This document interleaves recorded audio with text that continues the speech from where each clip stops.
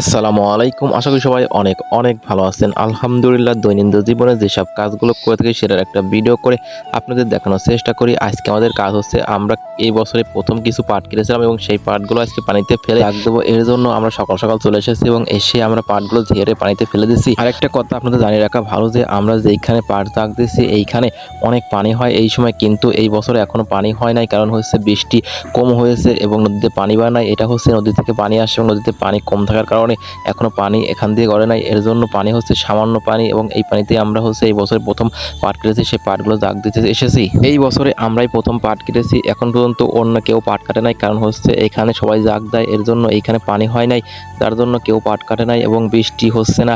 বৃষ্টি কম হওয়ার কারণে এখানে পানি হয় না এবং নদীতে পানি কম থাকার কারণে পানি এখান থেকে গড়তেছে না।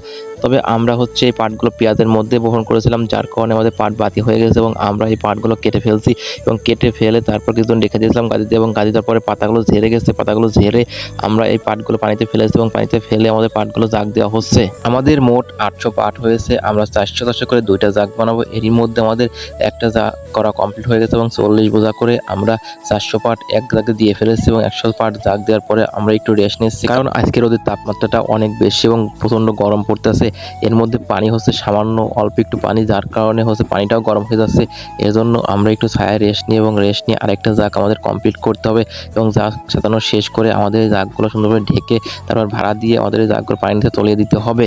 আসলে এখনো পাট কাটার সময় আসে নাই, যার জন্য কেউ পাট কাটে নাই। আমাদের এই পাটগুলো হচ্ছে আমরা পেঁয়াজের মধ্যে বপন করেছিলাম, এর জন্যই আমরা একটু আগে আগে কেটে ফেললাম এবং কেটে ফেলে আমাদের এই পাটগুলো নিয়ে আমরা বড় বিপদে পড়ে গেছি। কারণ হচ্ছে আমাদের এখানে পাট জাগ দেয়, এইখানে এখনো পানি হয় না এবং পানি কম থাকার কারণে আমাদের জাগ দিতে অনেক অসুবিধা হচ্ছিল। তবুও আমাদের এই পাটগুলো ফেলেছি এবং কেটে ফেলেছি, যার কারণে এই পাটগুলো ফেলে এবং জাগ দিয়ে কমপ্লিট করতে হবে। আলহামদুলিল্লাহ দেখতে দেখতে আমাদের একটা জাগ সম্পূর্ণ কমপ্লিট হয়ে গেছে এবং এই জাগটা আমরা রেখে আর একটা জাগ দেওয়া শেষ করে তারপর আমাদের এই জাগের উপর সুন্দরভাবে পলিথিন বিছিয়ে ভাড়া দিয়ে মাটির পানির নিচে তলিয়ে দিতে হবে। আসলে সকালে এসে পাটগুলো ফেলেছি এবং পাটগুলো ফেলে আমাদের এই জাগটা দিতে হয়েছে এবং একটা জাগ দিতেই আমাদের দুপুর হয়ে যায় এবং এর জন্যই আমাদের একটা জাগ দিয়ে আমরা এখন বাড়িতে চলে যাবো দুপুরের খাবার খেতে।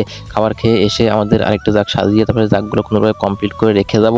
সবাই ভালো থাকবেন এবং আমাদের জন্য দোয়া করবেন, আমাদের ফসলের জন্য বেশি বেশি বারাকাত দান করে। আসসালামু আলাইকুম ওয়া রাহমাতুল্লাহি ওয়া বারাকাতুহু।